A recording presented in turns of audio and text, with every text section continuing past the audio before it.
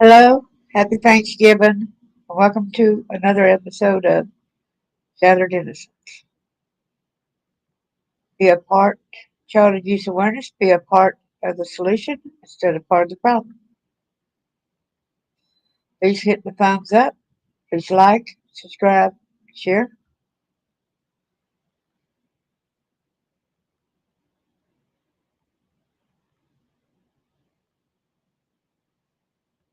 I will put trigger warning at the bottom because listening is kind of hard, difficult. It's okay if you do not listen to it today. I want you to spend time with your family and your friends.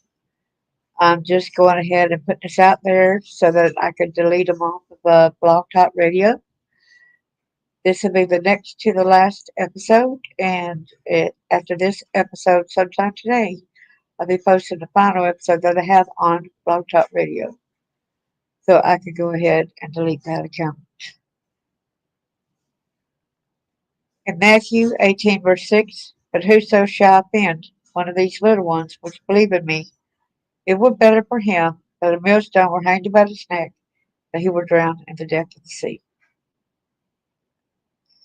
People say we need to just let bygones be bygones. They try to tell us that kind of stuff, but if we do that, how are we making things right? How are we putting a stop to the problems that's going on?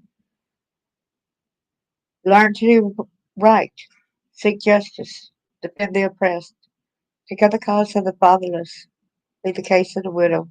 Isaiah 117. Without further ado, I'm going to go ahead and change my settings. You will not be able to hear me talk. It will be Blog Talk Radio, and at times I may list the phone number, but just disregard that because, like I said, it's a recording. But take and listen to what he has to say. Appreciate you so much. Please get the thumbs up. I appreciate y'all. God bless y'all, and God bless your families. Think about all the blessings waking up each day, your family, your friends, your loved ones, having a roof over your head. Some people aren't so lucky. God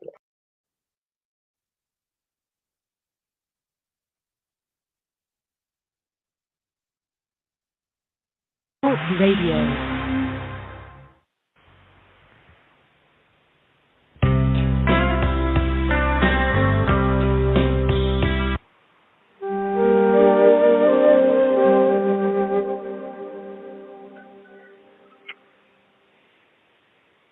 Hello, and welcome to another episode of Shattered Innocence. Today's guest is Blackstone Lawyer. We are going to go over Buicks, brick mailboxes, and the Georgia Statutory Criminal Scheme. Hello, and welcome, Blackstone Lawyer. How are you doing today? Hello. Doing good. How are you? I'm doing pretty good. This sounds like an interesting title, especially with a Buick and a brick mailbox. Well, and especially when it comes to those slicky boy assistant magistrates over there in Cobb County. Man, the story behind those brick mailboxes and his Buick, and then, of course, like you said, the Georgia Statutory Criminal Scheme. I can't recall if we covered it on your program or not, but in 1980, when I was in the 8th grade at Mabry Middle School, I was on a school bus on my way home from school going down Ebenezer Road, approaching Knight Road, which was around 250 feet past my driveway, so I would have to ride the school bus kind of like in a circle. It'd make a ride on down Knight Road over to Blackwell Road and to the intersection of Blackwell and Ebenezer, and it would turn left and it would come back down, and I had to be the last student on the bus to get off at my driveway, so the driver could go home for the rest of the day. But just past Mount Road on the left, like I said, around 250 feet, was actually my driveway. So just ordinary day. I'm in the back seat. Bus goes around the curve, and there, by the Hudson's family there, and the sister of Sheriff Bill Hudson, had a brick mailbox. And I watched these two cars coming around the curve. One was around a 1968, 69 Chevelle. Remember correctly, it was kind of a green with a black top. And a 1971 Buick Centurion, golden brown, black paint underneath the lower part of the vehicle, giving it a distinct look than your other Centurions painted that color. So it was recognized in 1983 when I met Mike McLaughlin, who had just then started his job at the Cobb County Courthouse for the Magistrate Court, working with pretrial detainees, according to what he told John Ramsey, my brother, and Matt, and the other technicians making graphics when he arrived. Well, he brought this guy who was going by the name of Bill Ramsey, who I just recently discovered to be Franklin Delano Floyd, a serial killer. So we get to add Ramsey to this list of aliases. And the other day I was able... Is there... do you know how they two met? Well, according to them that night, that evening, after Floyd arrived, we had actually stepped over to Tip Top Poultry. And standing there, we used to be kind of like a parking area there. It's all grown up today. You can't park there anymore. They're close to it where people would pull off and park their vehicles and go to other places, or some people would park their vehicles who worked at the plant itself. But that's actually where Mike McLaughlin pulled his car into when he arrived with Floyd to drop him off to go with us, of course, down to South Cobb Drive below Windy Hill Road, where we met Nell Montegraph, and then, of course, to this bar that was over at the Powers Ferry interchange there at 285. And, of course, that's the bar I had to escape. It was really the first time I was ever been held captive anywhere, especially in a bar. That's where we wound up. But he was living in Dayton, Ohio, renting an apartment up there. And if I remember correctly, he found him a 16-year-old female he was trying to abduct. And John Ramsey was staying at a motel nearby. And he had left his motel, and just by chance came in this parking lot. I think it was shopping center or something like that. I can't remember exactly where they said it occurred at.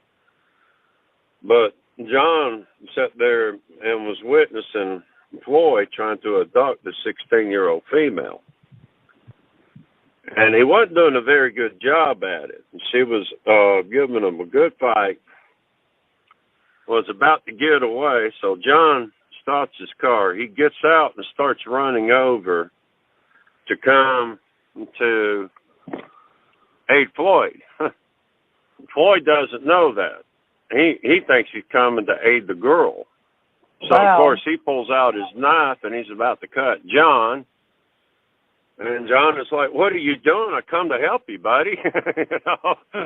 And just that one mistake.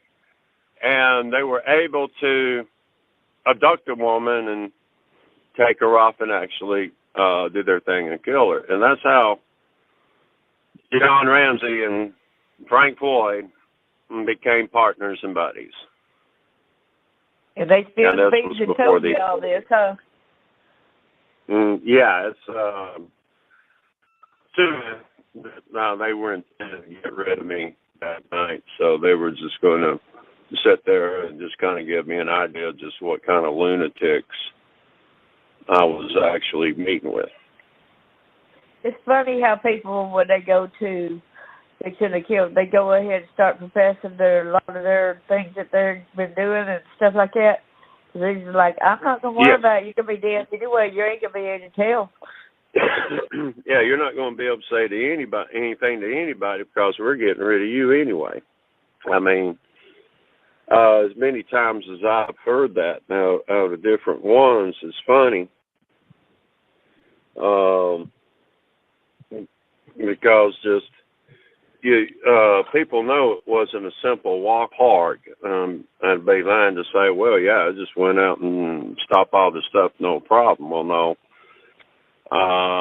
I wish I could say that, but there was a lot of problems stopping this mess, and there was a lot of attempts on my life, and there was a lot of them severely injured. Many were put in ICU and hospitals, broken jaws and cheeks. Had my picture over there in the White County Jail for 10 years on the wall, people thinking I was working undercover with the White County Sheriff's Department because I had one decided to jump me in one establishment over in Helen one night when they, and right after the Sheriff's Department paramedics, the hospital in Cleveland, they got a call where 3 more of them decided to jump me in another establishment, and they had to provide the escort to this woman to take her husband to the emergency room. And that's how my picture wound up over in the White County Jail on the wall until they tore down the old jail. So it was no easy walk in the park with these people. I've had so many attempts on my life, it's ridiculous. 3 before on my 18th birthday. I mean, and they were just getting warmed up then. But it's funny what they'll tell you when they think they're going to kill you because they don't think you can tell anybody else. You were like 18 when 17 when they first ran into that bunch. No, actually, Jim Stubbs, believe it or not, the one who attempted to execute me, assassinate me, however you want to put it, up in Morganton, Georgia, back in 1975, was actually Ed Bentley Jr.'s brother-in-law. Wow, okay, that's how that ties in. I remember you telling me, but I'm just giving the listeners a call, an idea. Yeah, it ties into Bentley Enterprises, Access Graphics, Leighton Graphics, of course, Home Depot, Dunkin' Oil.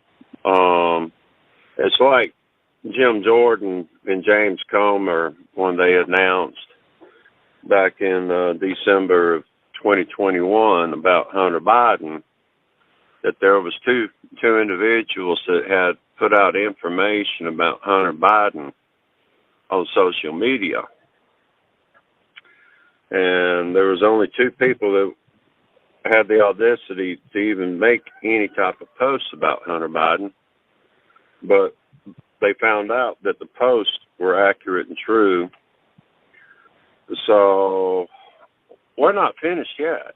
I mean, No, we're not. we are getting, we about got it wrapped up now where everybody could go to the internet and pull this stuff up and just kind of check out, well, about who's really really involved, who acted under duress, and the amount of victims that they have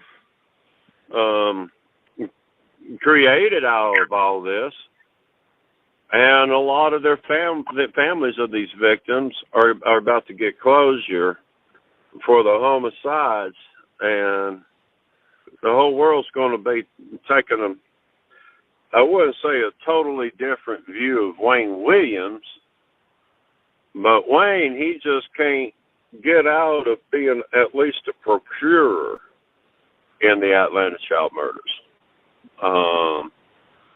Not actually responsible directly for the murders themselves, but being a procurer for the child sex trafficking network, who is responsible for the Atlanta child murders. And we can call it a number of names. We can call it John Ramsey, LLC. We can call it Arthur Blank, LLC. We can call it the Jewish Aryan Republican Army. I mean, if we really want to get down to the gist of it, the amount of Jewish guys that was actually involved with John Ramsey, my brother, and Ed Bentley, and Ed Jr., and cousin Robert Veach in this bunch, you get a real good idea about how many CEOs of corporations were actually involved in this.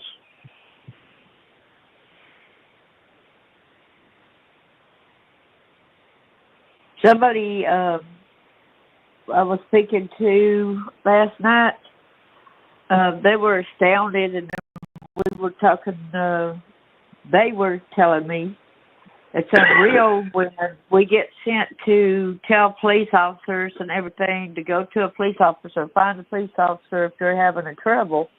But then to kind of find out a lot of the police officers are in with this too. I'm not saying all police officers are bad. It just gives us a reason to ask, who do we really trust? Which one's going to be the good ones? Which one are going to really do their job and protect us? Well, as they say, a lot of times, the good die young, and, some of them say the only good cop is a dead cop, which you and I both have to disagree. I've known a lot of good men and women who worked in law enforcement who just really believed that they were, doing justice for their community and working in law enforcement. But exactly. we're starting to find out that these people involved in this, they're all walks of life. Some of them will be police officers, some of them be prosecutors, judges, legislators, and it's nothing new. There's a percentage of the American people who really already knows this. They've already been doing their research well before the COVID-19 lockdown, we call it.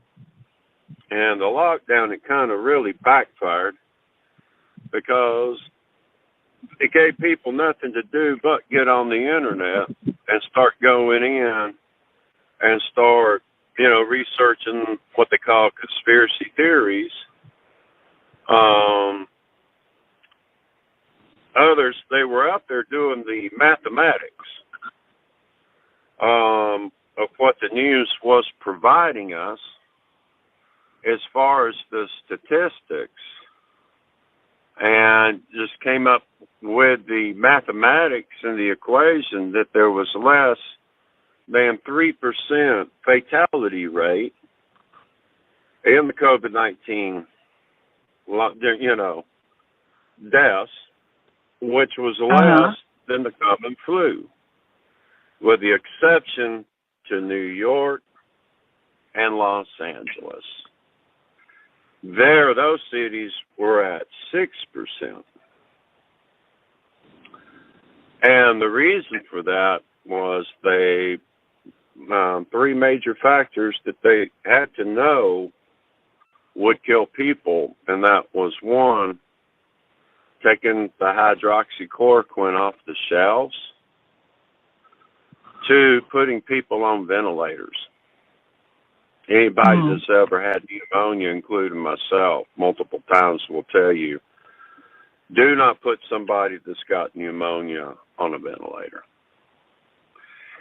Especially if it's where they seem like they really need one, is when they really do not need one. What they need is a high amount of humidity, okay,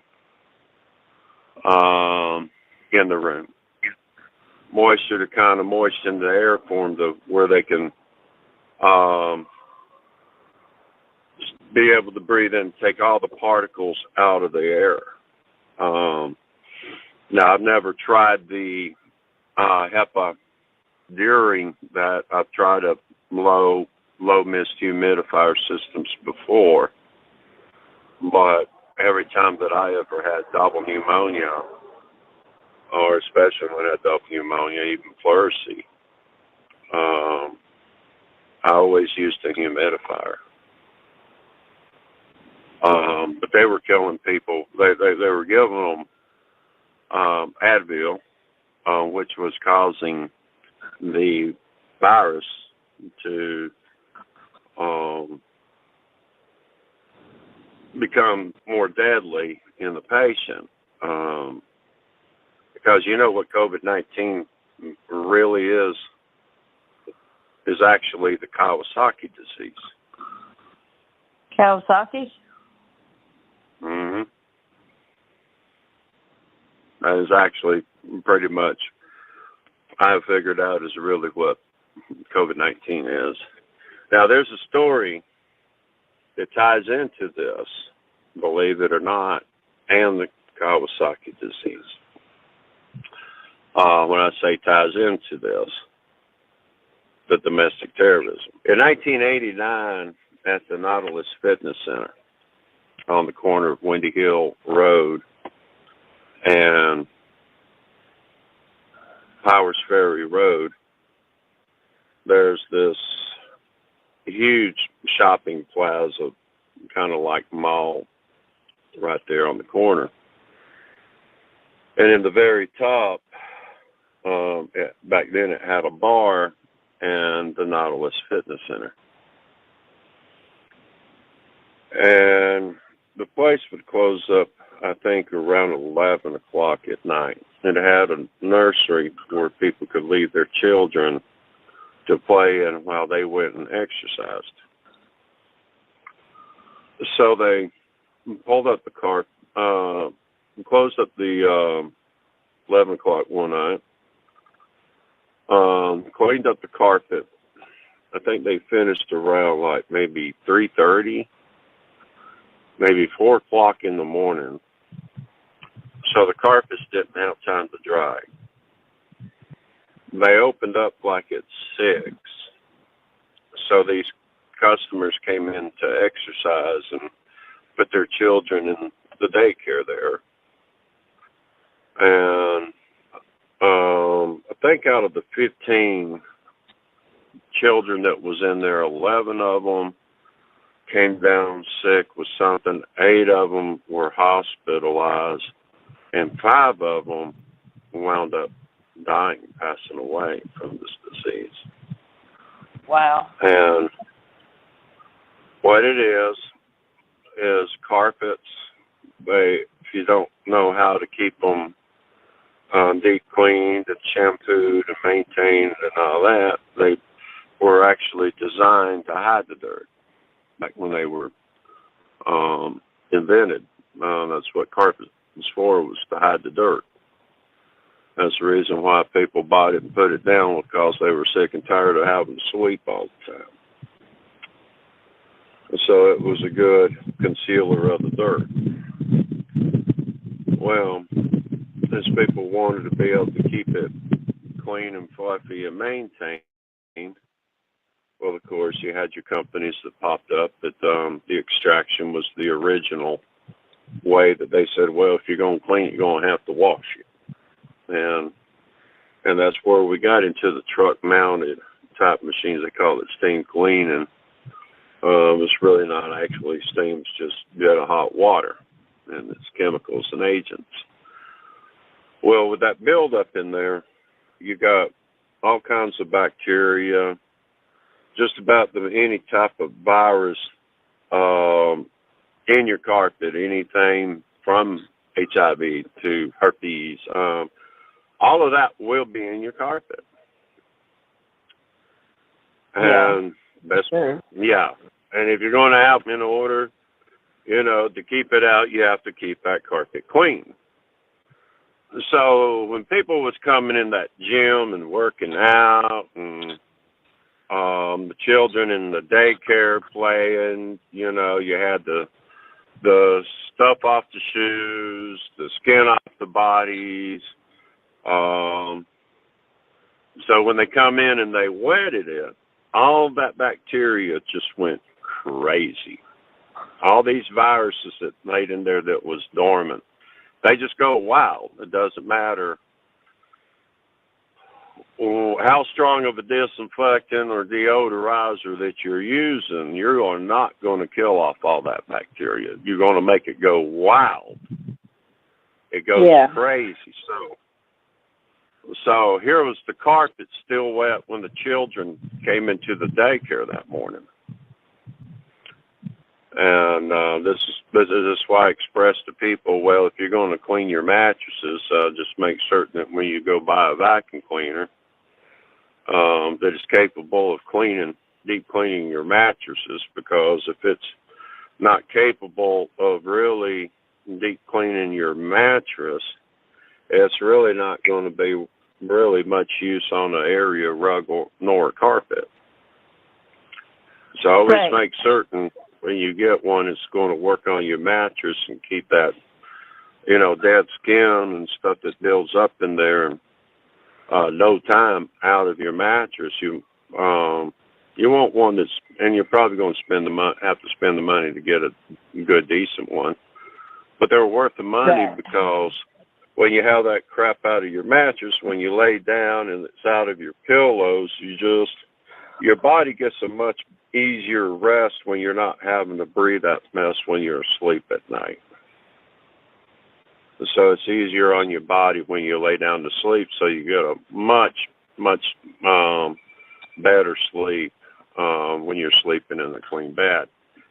And the pillows, I've had people tell me, well, I'll throw them in the washer and then the dryer. No, you throw them in the dryer first. You want to shake that mess out of there before you actually wash it. You want to get it out while it's dry. And it's really the same thing in carpets. You really want to get that mess out while it's dry, because once you wet it, it comes a mushy mess.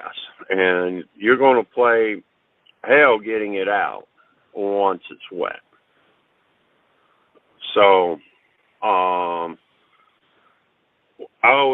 always recommend waiting 24 hours after a carpet or upholstery is dry to even use it for, allow your pets or children to lay on it or use it.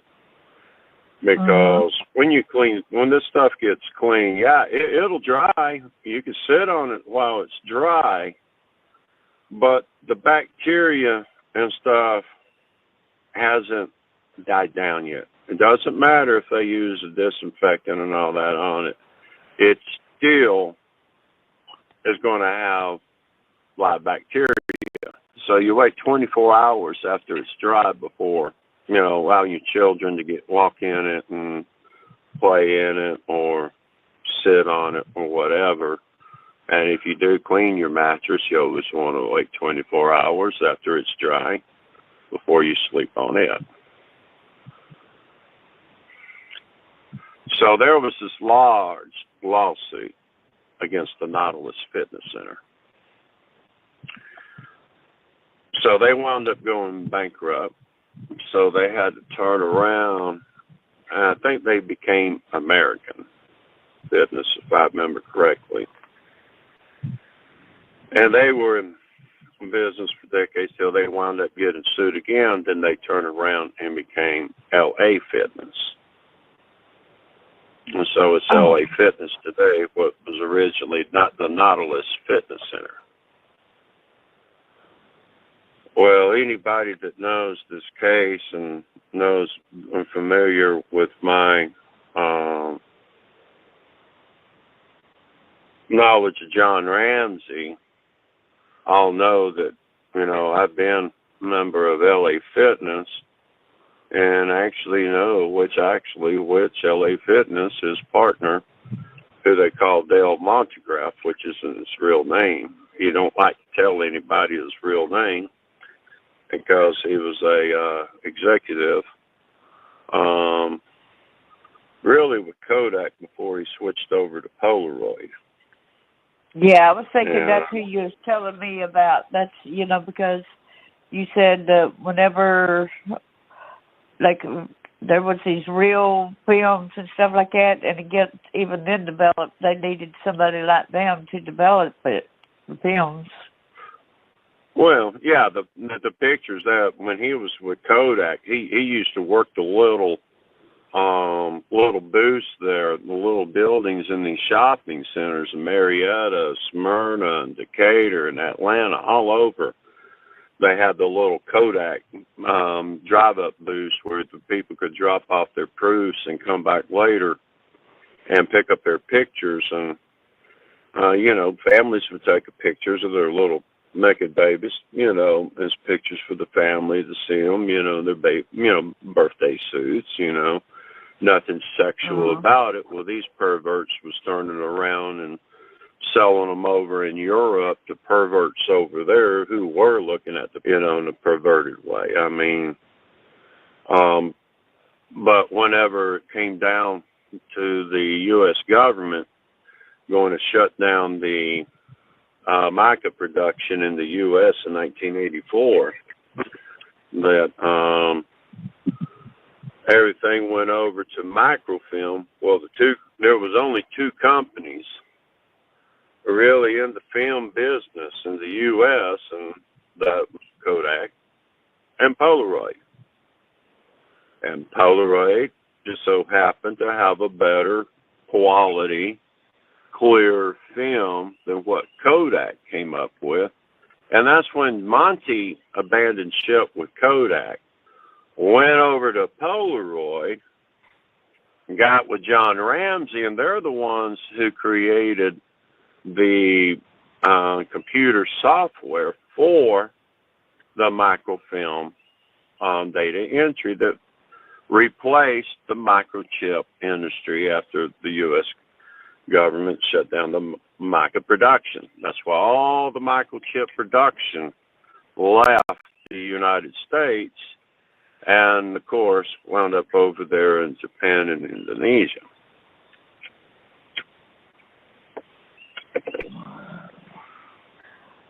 One thing I hated was when I tried to get records at my old OBGYN, years after I stopped going there, they said, well, it's all on microfiche now, and they said there's no way for them to make a copy. I said, how's that? How come? But I was never able to obtain a copy because they said they didn't have nothing to be able to, print that out, what's on microfiche. And I thought, well, why'd y'all put it on there if you're, you know what I'm saying? Mm-hmm.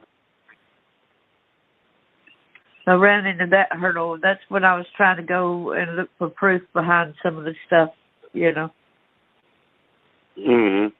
Well, what Georgia has done is what people don't realize is it's actually defined its system of law. Is pretty much what it did after the millennium, because the courts operate under the guise of legitimacy. They have defined their system of law as the Georgia statutory criminal scheme. So this is how much that they're doing it in the faces of the American people without the American people really recognizing it, because it's really stuff that lawyers and supposed to know, but the knowledge is out there because of even the prisoners and inmates know that Georgia is operating under a statutory criminal scheme. I think that's kind of funny. That's a good name for it. Statutory criminal scheme. That's right. Criminal. and that's exactly what it is. And everybody wonders, well, why did they not ever prosecute John Ramsey? Well, they now get to find out that people like Cobb Assistant Magistrate Mike McLaughlin was in the Ramsey home, participating in the homicide of John Bonet when she was murdered. The same thing with her water skiing instructor over there in Hiawassee, Georgia, in the summer of 1996, when her parents was staying with Big Ray Duncan in his house over there, and another family was using their house on Lake Chattooga, so they shared Big Ray Duncan's home with him. And Eric Rudolph was her water skiing instructor. And he was in the Ramsey home when John Bonet was murdered. The anonymous caller to the Centennial Park attack, Joey Davis, he was there and involved in the homicide of John Bonet. Oklahoma City and Centennial Park bomber, Mike Cook, was there. His brother, Jeff Cook, was there. Now, I don't know if Ted and Fred was there, but, ma'am? And you said Epstein and Ghislaine were there? Yes, Jeff Epstein was there. Ron Brill was there. A lot of John's partners in the Atlanta child murders and the West Memphis 3 and Oklahoma City bombing were actually there when John Bonet was murdered. Now, there was some guests that was in that house during that party who were clueless on what was and what did occur until after it occurred. They just knew that when they was at the party, there was this little rope that was being passed around. They didn't know for what, but it was just being passed around for everybody at the party to handle as they passed it around. Because, see, John Bonet was not murdered overnight in her home, like John Ramsey and the police and Boulder and all them say. John Bonet was actually, her torture, if I remember correctly, started around 7:30 Christmas evening. And there were guests in the house.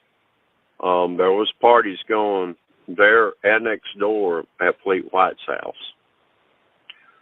So all the false narrative about John Ramsey coming home from the party, and John Bonet being asleep in the back of the vehicle, why heck, she must have been doped up for her to fall asleep from the Whites in the vehicle just to drive home next door.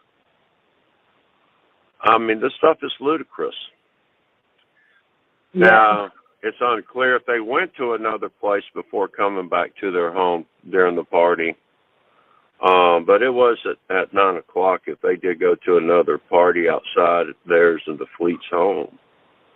John Bonet was dead by 9 o'clock.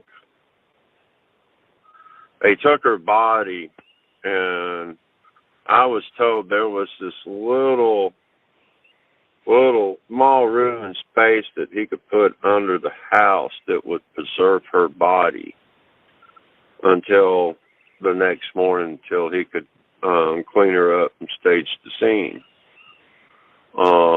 Because that's one thing, is one of John's trademarks. Is that one of the things he told you about, before he was going to kill you? Yeah,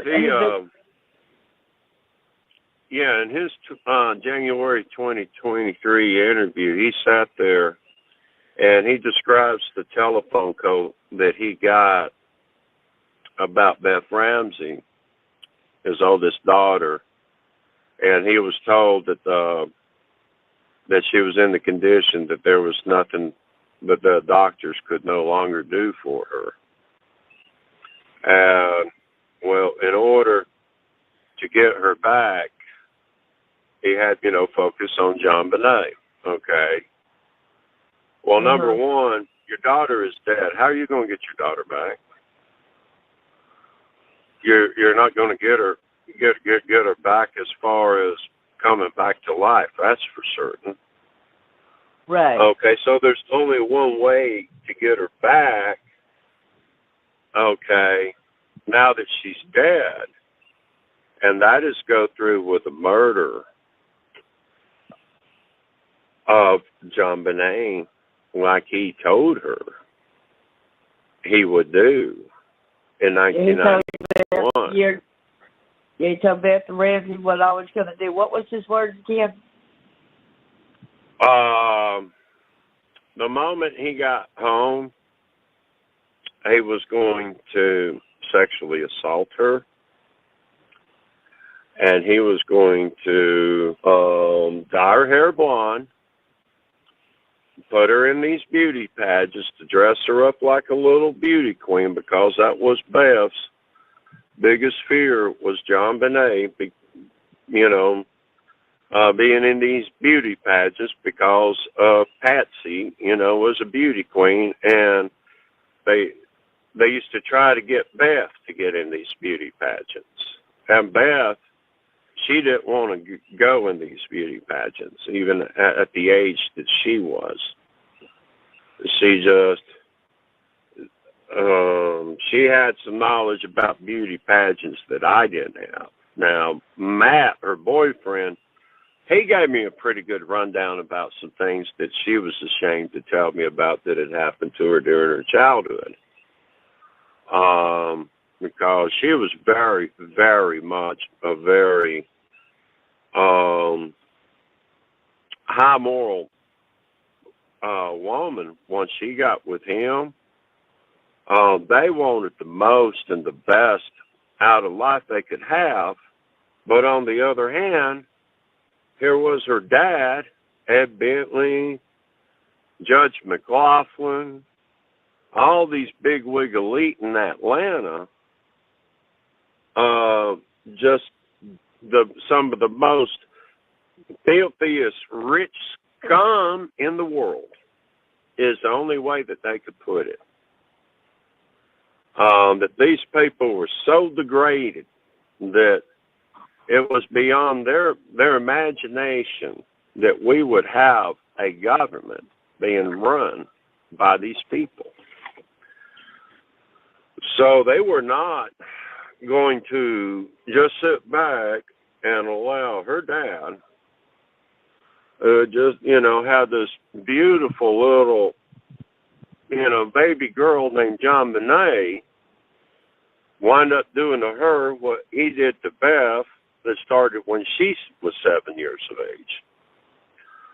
So their whole mission and goal was to get them busted for child sex trafficking and all these murders that they had committed, and get him sent off and Patsy in a nut ward to where they could raise Bert and John Bonet themselves. That is what got Beth and Matt murdered. And of course her friend Paula from grammar school for being dragged into it. Now, John, he couldn't figure out what to do about me, because he really couldn't blame me in a way in as much as he could his own daughter and her boyfriend, because they would not get married as long as her dad was not in prison.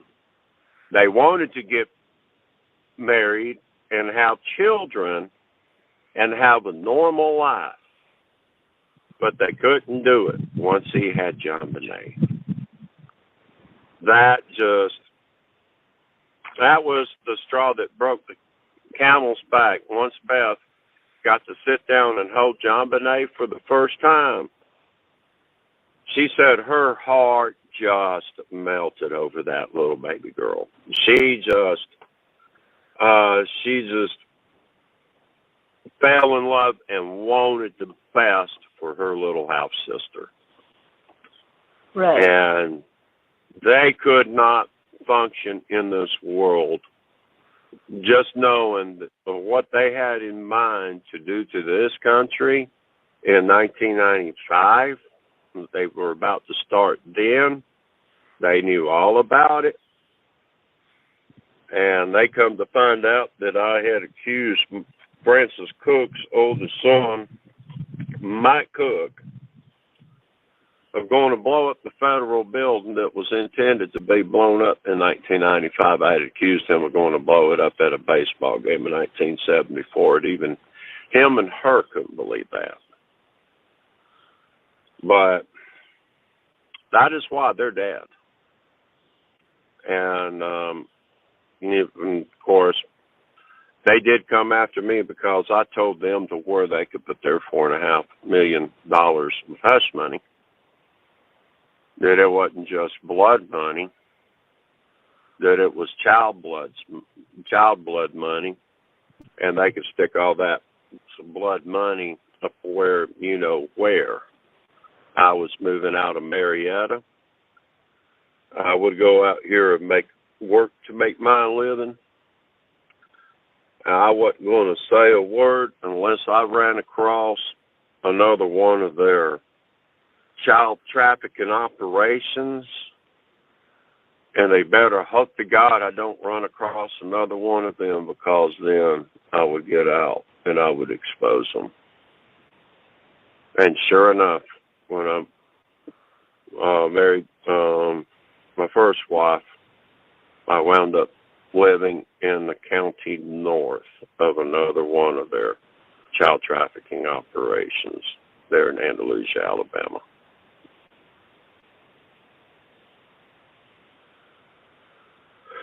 Now, hold on a minute for a minute. I want to go ahead and tell callers they can call in to ask questions or talk to him at 563-999-3517.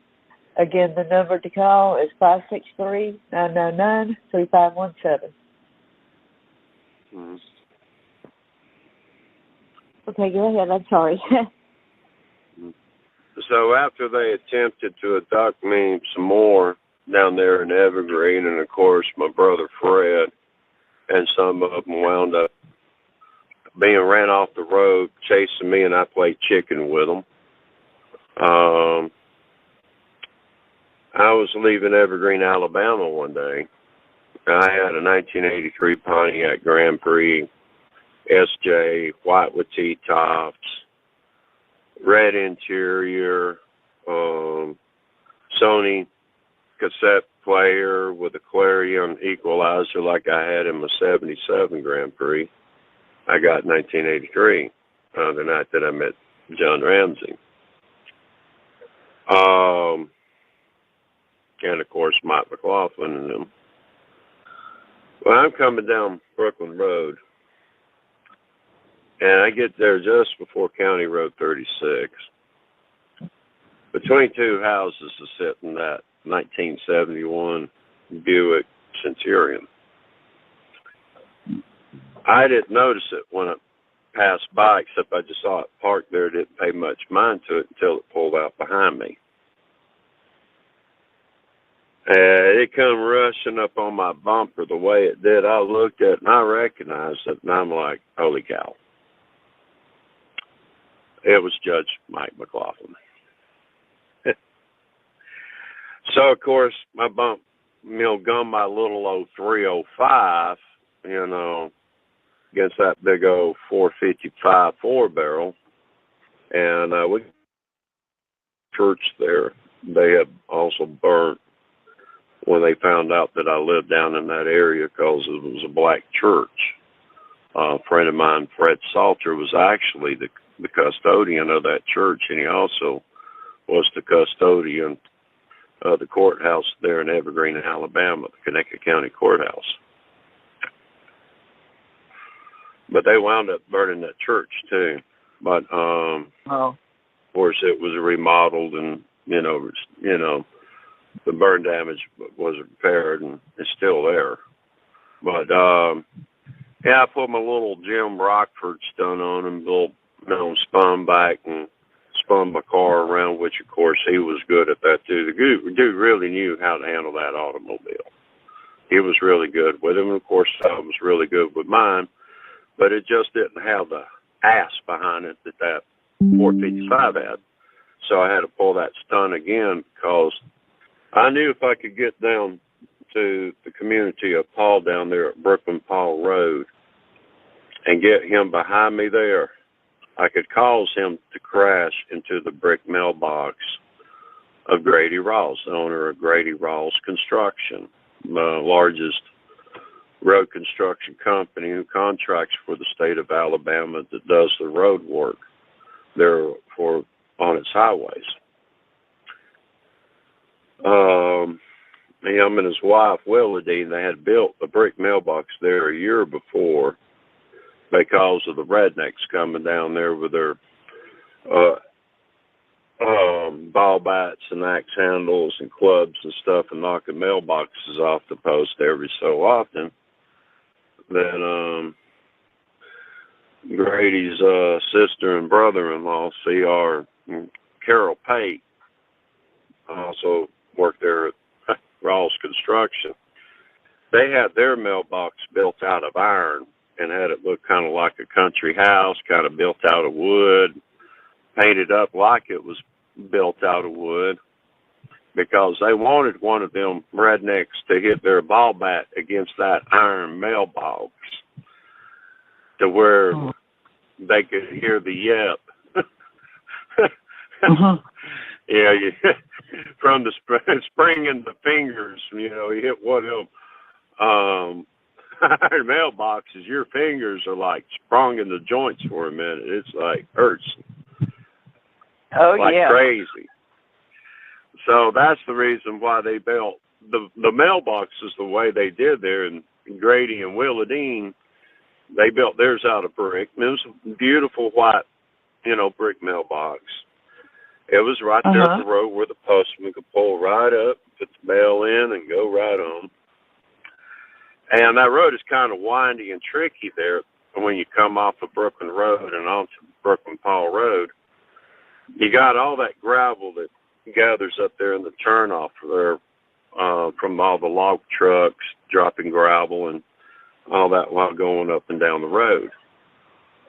Because Pates, they're big loggers down there in that area over there in the community of Brooklyn. They like to, they and the McLeans, they just pretty much control the logging down there for Georgia Pacific.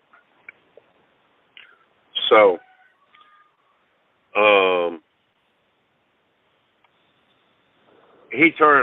I made that turn. He bumped me a couple of times in the back to see if I would, freak out and maybe run off the road or something. No, I knew how to handle my automobile well. It just didn't have the speed that his did. And fortunately, we buy a log truck, and then, of course, we passed by some other cars, so he couldn't get up beside me and point his 357 at me again, because what he had was a big old 357 Magnum. And it could have been a 45, but it looked more like a 357. But I had practiced making that turn a bunch of times in case I would have to do this in a chase, so I missed the gravel. He didn't. That car went over into the ditch there as he went in. His front tires hit that, and he just went over, and there's this little itty-bitty bank there with some trees. Some little trees, I'd say about, maybe five inches in diameter, maybe 6 inches in diameter. And, of course, that messed up his passenger side fender. So he wasn't too happy about that, when he gunned it, he kind of shot over to the opposite side of the road because he gunned his car too hard. And so he had to spin it back out. Of course, I had pedal to the metal. I'm going in my car as fast as that puppy will go down that road. So when he did get on my bumper, it would be just before the drop there before the Rawls's driveway and brick mailbox, because the road just turns immediately after you, it just turns immediately after you pass their driveway. So if you're right up on someone's bumper, you're not going to see what's in front of them. You have to be about 3 car lengths back to be able to even get an idea. You're still not going to see what's in front of that car until it drops down. And anyway, just hold on just a second. Okay. Okay, I'm back. Yeah, he knows I'm on this conversation. So anyway,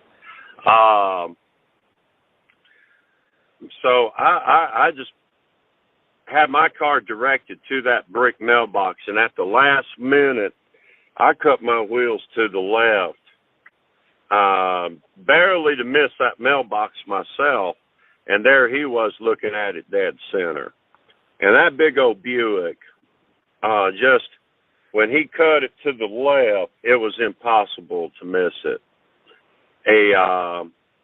Skinned it with a right front fender, and when that happened, it just pulled the car into the mailbox and just threw him over. Lucky for him, his head hit the vent window of the passenger door instead of hitting the brick mailbox. If not, it would have killed him instantly. But fortunately, or unfortunately, his head hit the vent window. And of course, this guy, I'm not going to mention his name. He's passing by in his, Chevrolet 4-wheel drive. He slows down when he sees me stop. I'm motioning him. I said, "Oh, you got to wreck up the road here." Rawls's brick mailbox. Oh, really? So I'm backing up as he's riding by. I'm backing my car back up. Wildine, she's coming out in her bathrobe and got her house shoes on. She wasn't at the office. So she's walking out there and check on him, hoping he ain't dead. I get out. He's laying down, so I'm like, well, maybe he's dead. So I go and look at the damage on the passenger side of the car. Yeah, it was destroyed. And he gets up, and I'm like, oh no. And he gets up. He's got the gun in his right hand. It's dangling by his right arm. And he looks at me, and he goes, "Fast, get out of here before I shoot you and her both." So I pretended like I didn't even know Willardine. I just looked at her, and I was like, "Ma'am, I'm sorry. We're just a couple buddies that was racing, and he didn't mean to hit your brick mailbox, but he's got insurance, and if there's any damage, I know he'll make it right. He's a judge up there in county, so he's good to go. I'm sorry, ma'am, about him hitting your brick mailbox. You have a wonderful day." Like I didn't know. Right. And everybody was talking about that after that, and I said, "There anything I can do for you, Mike?" He goes, "Yeah, stop down there at the box truck and tell Larry and them that I'm up here." I said, "We'll do it, Mike." So I get in my car and I drive down.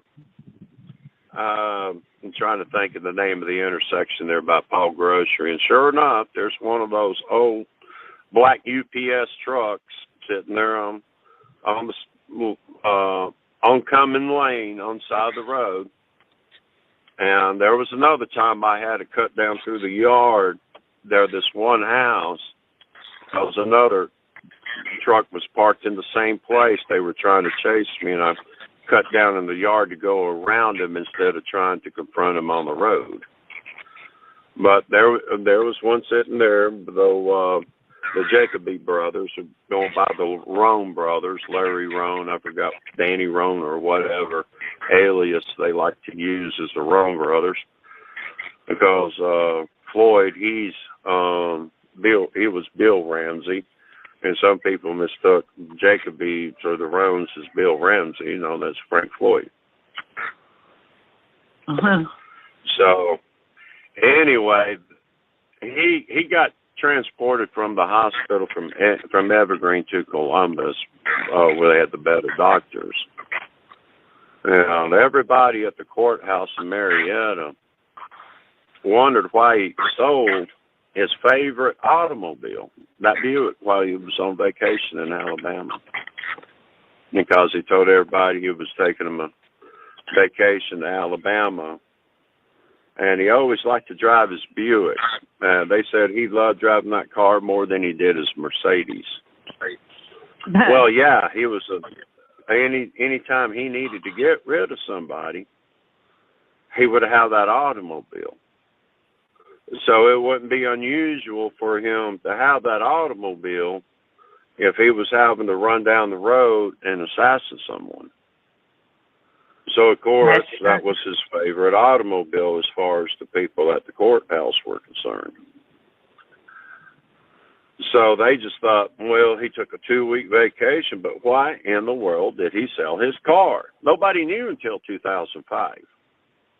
And this was when we started the rallies there at Marietta Square, petitioning the state of Georgia for the death penalty for child rape, and the adoption of Megan's Law, the Coalition for Children.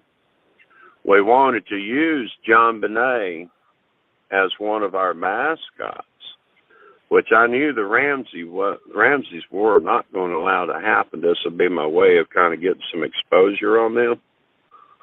Uh-huh. So I took John, because I didn't kill John for stalking my mom at the executor back in May of 2000. Instead of killing him, made him an ally and a buddy. And if you can ever defeat your enemy, love is the best way to defeat them. Is show them love, believe it or not, because that's what I did with John. And John has helped me get over 215 children rescued from sex trafficking. All because of what happened in 2005 when this came out in Marietta. Because he was like a lot of people who had thought in 96 that I just jumped up there and wanted to gain brownie points with the government. I wanted to get me back where I could be a law enforcement officer, and I could arrest people and flunk around like this is the type of personality that my brother and them would like to put out about me, about, having this, as he would put it, badass mentality. And I had this real big ego and would fight at a drop of the hat when everybody who knew me knew I didn't start fights.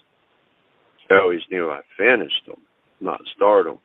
Well, he would tell people, well, the other guy started because he smarted off to them, or he did this, or he did that. He would always provoke the fight, and the fight was, just lie after lie after lie. I mean, I had to reinvent myself in 1992, 1993, when I realized that the habits of lying that I had picked up from my older brother was my number one problem, that I no longer really had to lie about a doggone thing. And actually, you talking about, it's kind of like I felt like I set myself free. I was no longer under a bondage of myself that I had kept myself under for being a liar. And it took me a little while to do it, to transition away from that, but I would just sit there and screw it. I was not telling anyone. If someone asked me about something that happened, no, I was going to tell them how it happened. I was no longer going to sugarcoat it, juice it up, cover for somebody. No. I put the end of that in 93. It no longer happened. But even though I've been accused of making up stuff about other people, just let the people view the evidence. That way they can decide for themselves. With an open mind, they can draw their own conclusion. And I'm very well confident that everybody's going to realize that Charles Rogers is telling the truth, and I am not holding back anything, and I am not trying to juice this up to make it appear worse than what it is, because I don't have to, because that's how bad it really is.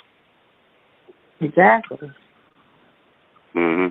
But Georgia has actually defined its the operation of its legal system as the statutory criminal scheme. So the same people, this all sums it up, is who did Eric Robert Rudolph work for?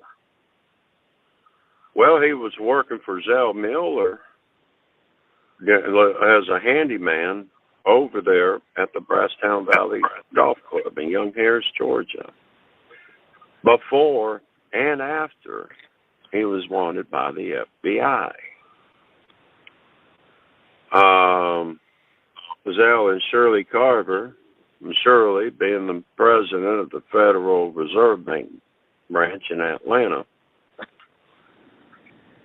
did a 100-year lease on that land with the state of Georgia. And, of course, being governor, you can do pretty much anything you want. Do a doggone cheese ball deal with the state of Georgia, build a doggone resort and a golf club.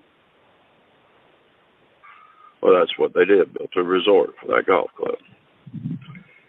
And sold it eventually. But they built this real nice resort. They built the first one. It was okay, but the one that they really built was further back. You can't see it from the road like you could the first one. So they started the construction on it in 1997. I'm thinking around, I don't know, maybe May or June. I don't remember exactly when they started it, but they completed it just before spring of 1998. So Eric, he had done this rough texture for a lot of motel chains like La Quinta and some others. You get this rough texture, smooth on these walls of these motels. There's a good chance that Eric Rudolph was the one that textured the sheetrock in those motels, because that's what he was doing to the resort at the Brasstown Valley Golf Club until they completed the construction of that resort around April of 1998. So he was still working on it even after the feds were out in the woods of western North Carolina searching for him. He was in there at night doing the work, not in the day. He was doing the work overnight.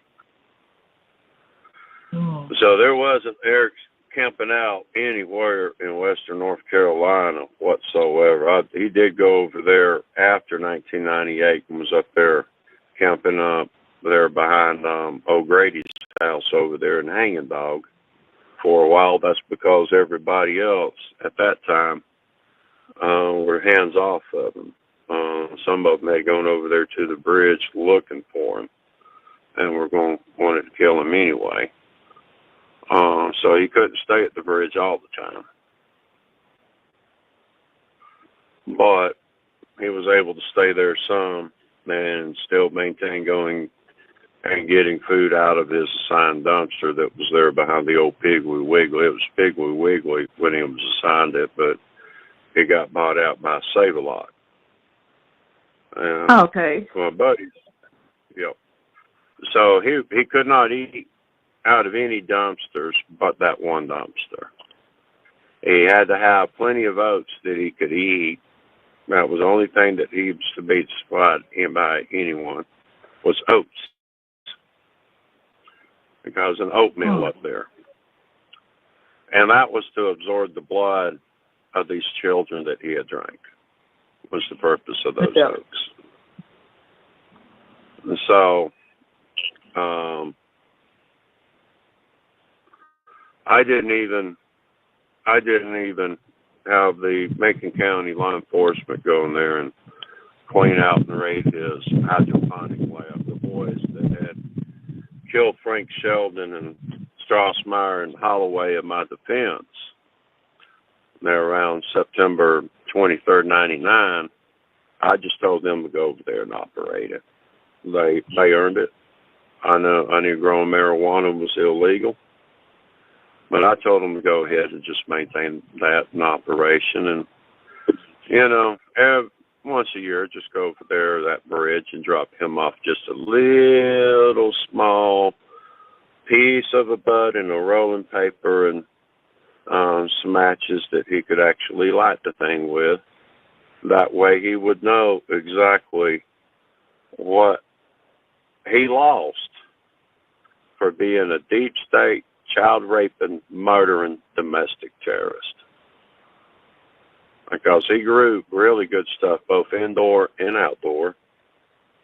And when the feds were overlooking for him, a lot of times he was hiding out there in his hydroponic lab, there close to his house in Compton. So that's why the RICO evidence has been turned over to the magistrate of Macon County to get the indictments on the rest of the partners of Eric Rudolph and John Ramsey and indicted. My older brother Fred, he passed away I think on the 19th of May in 2021. So I don't have to worry about him come lurking around and telling people, well, I need to get in touch with my little brother. I got a message for him. It's an important family matter, and I need to find out where he is and all that. I don't have to worry about that anymore. I can actually safely go out here places and don't have to worry about him come lurking around with Roger Nance or John Andrew Ramsey or John Ramsey or any of those doggone deep state sissies. And I doubt that John Andrew is going to find anybody else that's going to want to try to help him do anything to me, especially what happened over there in the bar called The Place in Marietta. I remember correctly, it was back in 2006. It was after we got the death penalty passed for child rape in Georgia and got the Megan's Law adopted. I think it was just shortly after that happened, I was coming back from Atlanta cleaning upholstery for one of the rent-to-own stores one night, and I noticed a group of cars follow me off the interstate who went past me like the other vehicles. So it just didn't seem at the moment. I just had a funny feeling. I just kind of watched them. So when I turned off the Highway 5 connector on the Sandy Plains Road, they all turned. So I went across the railroad tracks up by the Chevron station and decided to make a left there back into that neighborhood just to see if they would turn off and follow me in through that neighborhood back onto the old Canton Road. So they did. They turned off when I turned, and I went down. I turned, came back up Canton Road. They all turned and came up behind me. And I said, well, okay, I'm going over here to The Place. That's where a lot of my buddies I grew up with hang out at.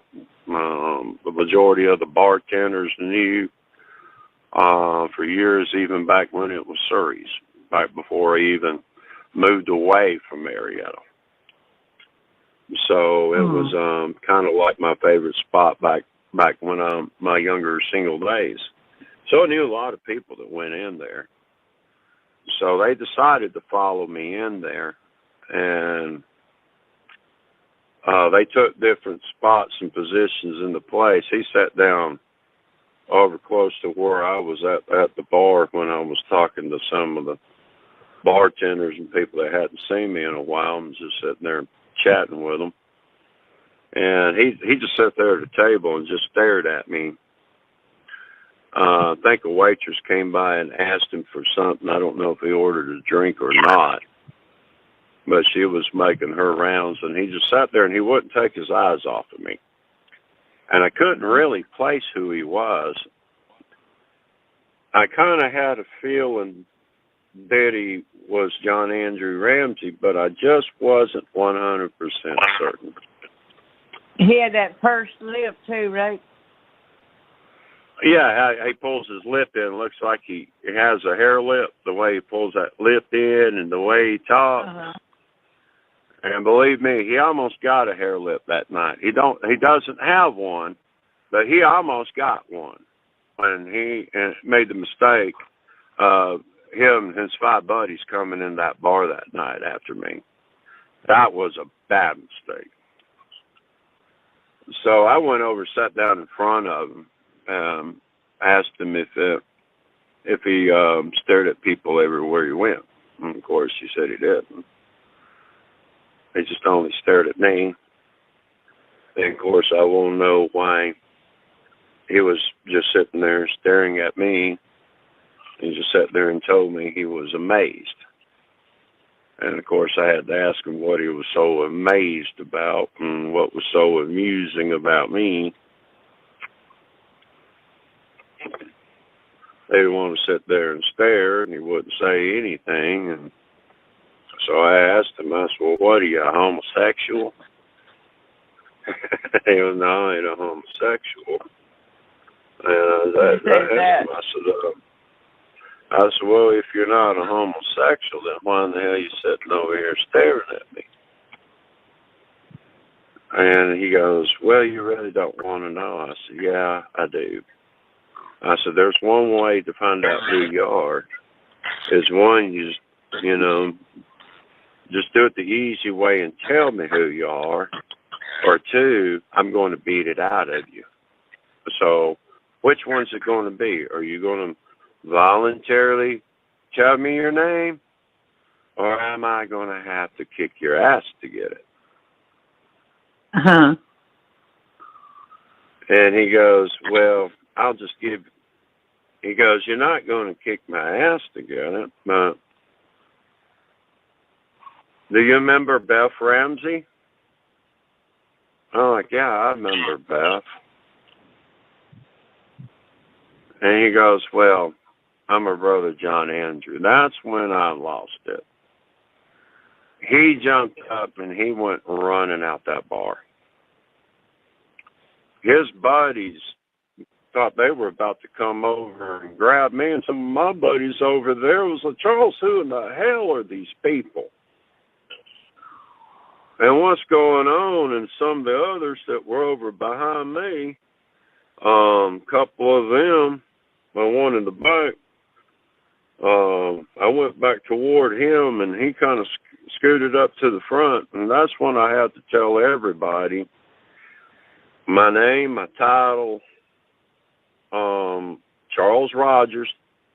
I told him Private Agent Charles Rogers, the appointed provisional governor of the state of North Carolina, and these were the people responsible for John Benet Ramsey's murder. Those boys, they were mad. One of them thought he was going to come over and punch me or something. His buddy grabbed him and pushed him back against the wall there by the restrooms. And he goes, buddy, We're outnumbered. He will kill you. And he's like, do what? I said, no, he don't believe you, man. By all means, let him loose. I said, he don't believe you.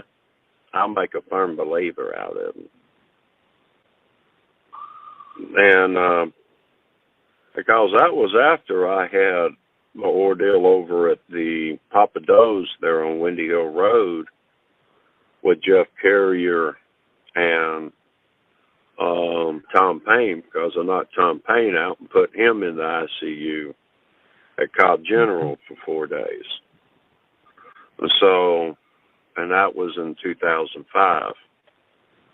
I ran across Jeff. Jeff tried to kill me 4 times when my daddy was dying in the ICU at Piedmont Hospital in July 2001. And I stumbled across him there at Papa Do's that day. Where's Piedmont? What state is Piedmont in? Piedmont Road, Piedmont Hospital's there in Atlanta off Peachtree Street. Okay, so that's a hospital there? Yeah, Piedmont. Yeah. Kaiser Permanente is a hospital, and no, I do not like Kaiser Permanente. I wouldn't trust Kaiser Permanente doctors loose with my dog, much less with my dad, and that's who pretty much really, they didn't kill him because they had to allow us to give the stuff that was recommended out of the New England Medical Journal that was not available through the hospital for his heart condition, but we kept him alive for another year than he was supposed to live. He wasn't supposed to live, and when he went in 2000, but he did. We got him on the right stuff, and we got him out of there. Then my sister found this book about DHEA and taking too much of it being cancerous. Well, I had already explained that to him, that if you take the high dosages of DHEA, that, to trigger the human growth hormone in your body, taking too much can build up in your body and cause cancer. But he was only getting 5 and 10 milligrams of DHEA, with his L-carnitine and his coenzyme Q10. And that's what was recommended by the New England Medical Journal. And the doctors had to do it because it was listed as the proper treatment for his condition in that journal. That's like their Bible, they call it. So that's right. Once he got scared of the DHEA and he came off of it, that's when he went down, and that's when we lost him. Oh boy.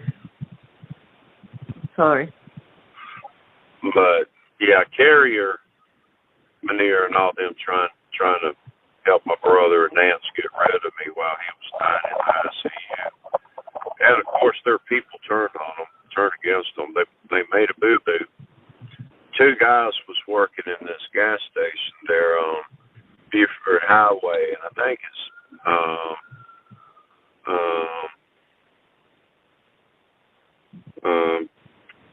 Peachtree, Chambliss Road, or whatever is the intersection right there, and it's got that convenience store that has that extra retail space in it.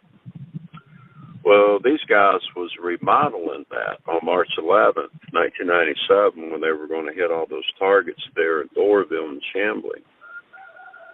And someone had placed a backpack of explosives there by the dumpster that was going to blow up the gas tanks and kill the people working there in that building. Well, they were working there.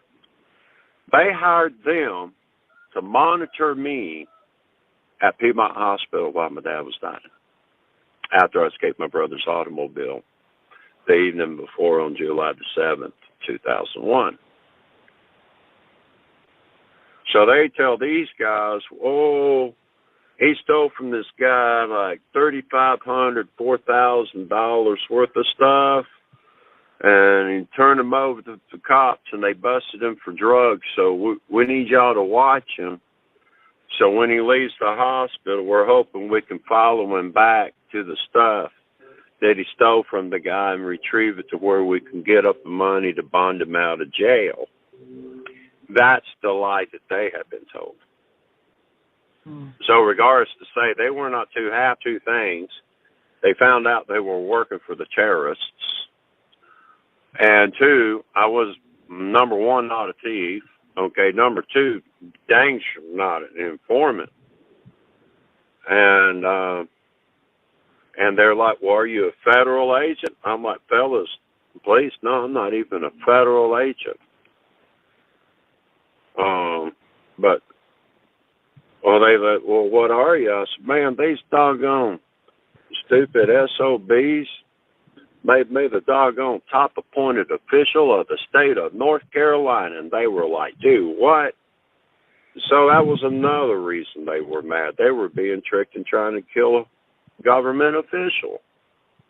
And so they weren't happy about that. So everybody from Buckhead in Atlanta, because these were the boys from Buckhead, to the boys up there in Topton, Robbinsville, and Andrews, everybody has vowed that if Roger Nance was to ever wind up with my mother's house, like I said he would do in 1999, and turn around and sue me for libel, because everybody knows he's involved. Everybody knows my brother Fred was involved. You even got some voice recordings on some of them, too. Well, yeah, like I said, I've had cooperation out of John. And John, he's pretty much admitted to everything exception to being out there at the Ramseys when John Bonet was murdered. But I'm going to have a feeling he was there. He was not participating in her murder because there was a lot of people there who did not participate in her murder.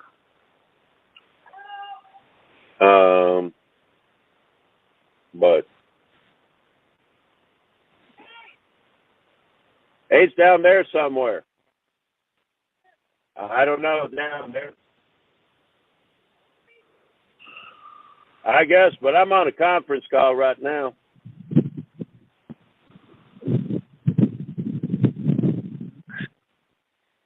Yeah, how much time do we have here? We got about 34 minutes. About 34 minutes. Yeah. Well, let's try to go ahead and run it down here for the next 5. If anybody has any questions, they can ask right now, because I'm going to cut it short here. Up there at Amicalola Falls. They'll be down here in a little bit. Who is? Her niece. Yeah. Does James know you're here? Yeah, he passed by. I left him a text. I was going to be on a meeting. They're on the porch. Okay. Well, I'll be down shortly. Yeah, I'm sitting over here. I'll be down shortly. Okay. Yeah, I pulled up over here some friend's house. I would have better signal. Oh, okay. But, yeah. Just checking on you. But I think no call-ins yet. No, there ain't no call-ins.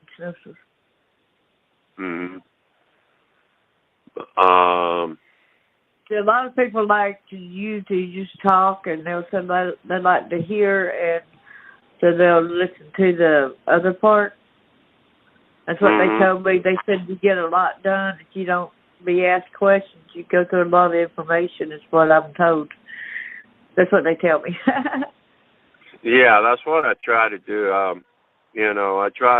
I like to talk to people on the level that I like to be talked to, where I don't have to ask them anything and sit there and be able to answer the questions that they may wind up in their head, and then realize, well, okay, well, he just answered that. I don't have to ask. It's something I've always tried to master since my childhood, because I started out in direct sales when I was only 9 years old, going door to door selling lichens. And, I always tell people, if you ever want to love life, die a couple of times and come back, and you'll just about feel like, really loving everyone and trying to, you know, help anyone you can and do anything you can to help them. But you have to lose your life a couple of times to get to this point.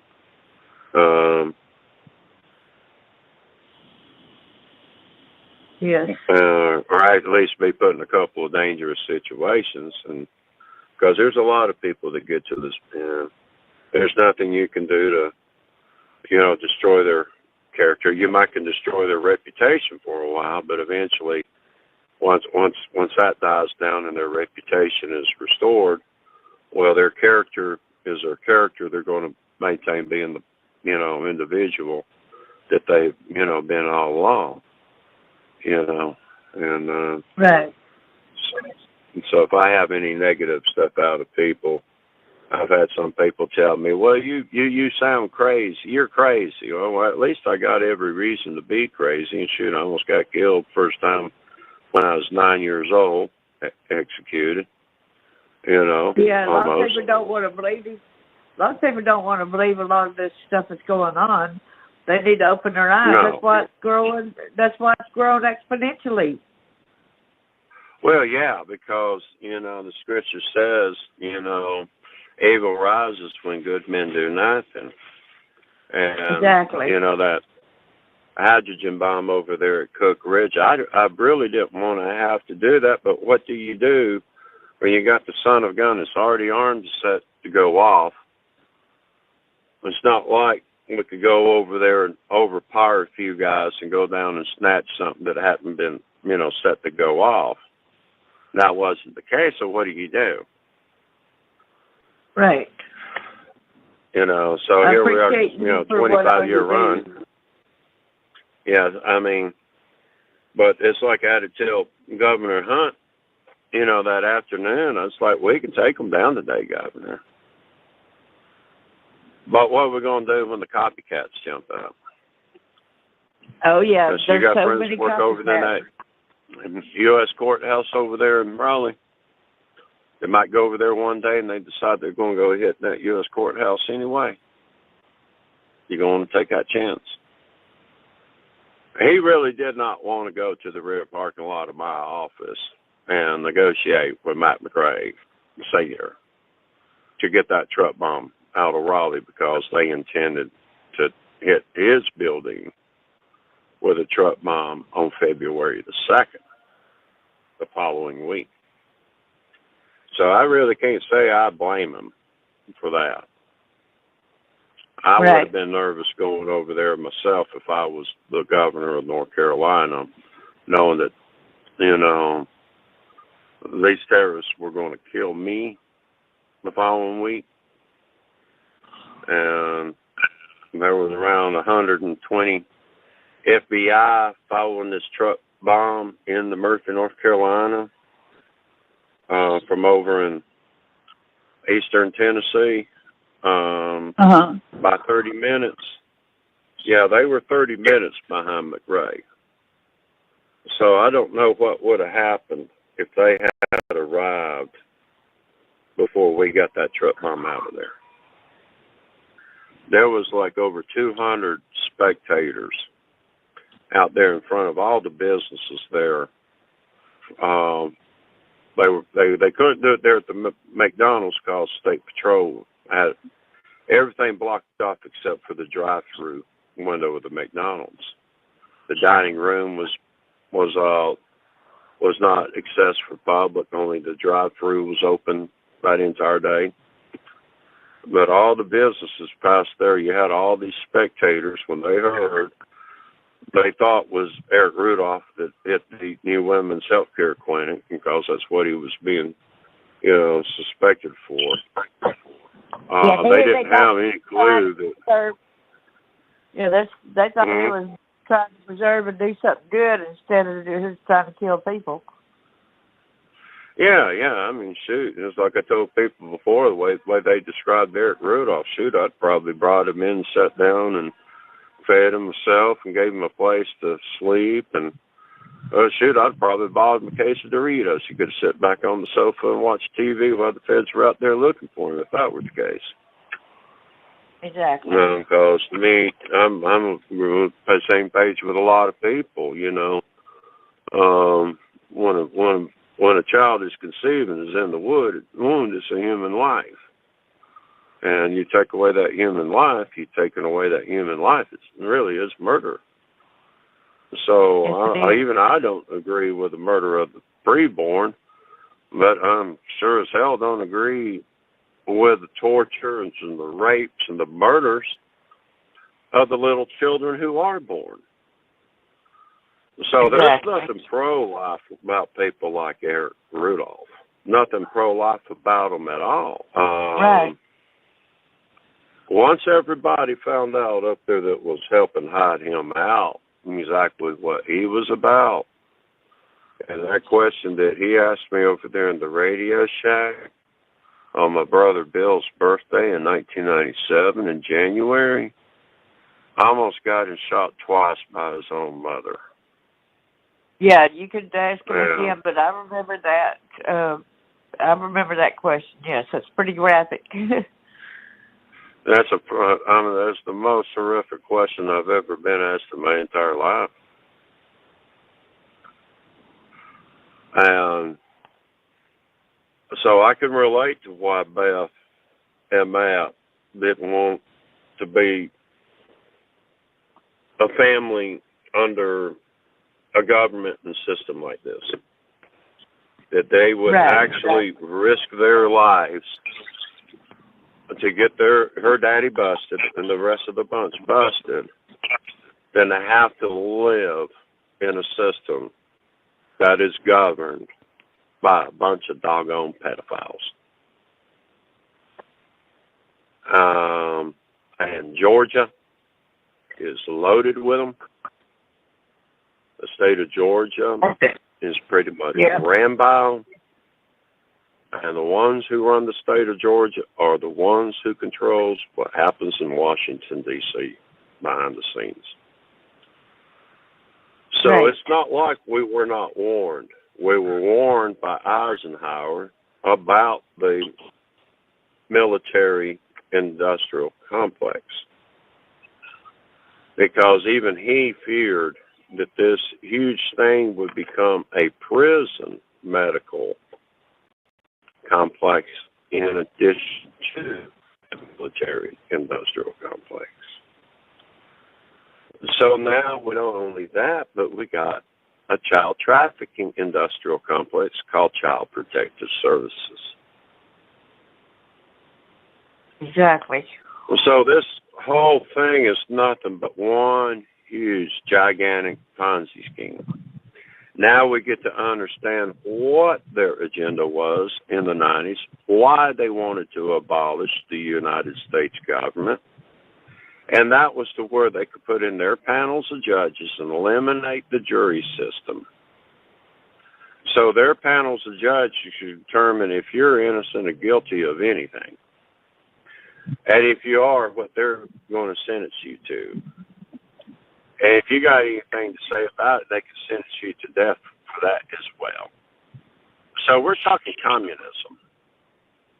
And the most extreme, this is not something I heard out of some interview on television, out of two people talking, or on some radio, or some conversation out in the distance. This is the stuff that I heard horses mouth themselves. We're going to do this. We are going to do that. But at least today we get to see that they wanted to do that to where they could have their little pedophile utopia. It does not matter what kind of government or judicial system that they have intact, as long as they can get away with what the rest of the public cannot get away, and that is torturing, sexually abusing, and sacrificing children. Right. So some people will think, well, they won't hurt my children. They'll take me before my children. No, they'll murder you in front of your children Then they'll have their fun with your children because you're not around to defend your children anymore. Right. So there's that Well, fear they know factor of they a have to lot learn of to people use that. it. The kids go to school. They're not around you 24/7. On top of that, too, you know. I guess he had trouble, like his phone must have went out, his phone must have died or whatever. But I appreciate y'all for coming and listening. Thank you so much. Please support this channel. Please support him as well. It takes a lot of gumption to go to speak the truth with the things that happens in your life. And he actually is a witness, and he actually is telling the truth to his stories. He's got facts. He's got evidence behind what he says. Thank you, everyone, and God bless y'all.